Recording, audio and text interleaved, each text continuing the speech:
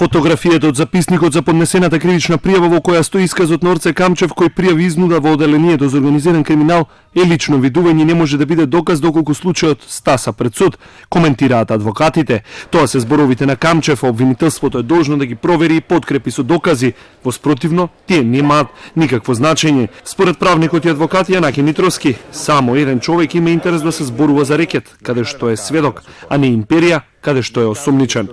А во однос на тежината на таков документ, истиот за војна на висината не значи ништо, бидејќи концептот на новиот ДКП кој што се преминува кај нас од декември 2013 година е дека судот ги цени само оние докази кои што се изведени пред судот, односно во судската постапка. Односно тој исказ бил ценет во корелација со други докази нормално, доколку биде повторено во судска постапка. Вака се само индици, односно во која насока би требало можеби да истражува обвинителството.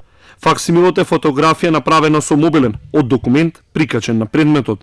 Во истрагата и пред истрагата адвокатите, подносителот на кривичната пријава и сведоците не може да добијат примерок се до завршување на истрагата. Сомнежот е дека некој е злоупотребил положбата, го фотографирал и оддал службена тајна, зашто обвинителството за гонење организиран криминал отпочна истрага, а одговорност бараат и адвокатите. Според нив овие документи не се интерес на јавноста, а со нив се загрозува истрагата, но и безбедноста на споменуваните личности. Согласно законските прописи и ЗКП, учесниците во самите постапки ги добиваат преписите по завршувањето на истражната постапка.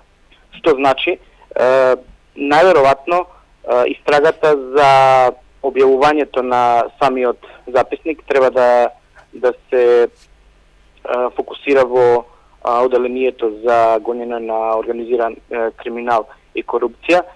Обвинителството трага по картот кој сликал една страница од записникот од исказот на Камчев, кој пред Рускоска на 2 мај пријавил дека во 2 наврати сега осомничените и притворени Боки 13 и Зоки Милевски му понудиле бизнис партнерство.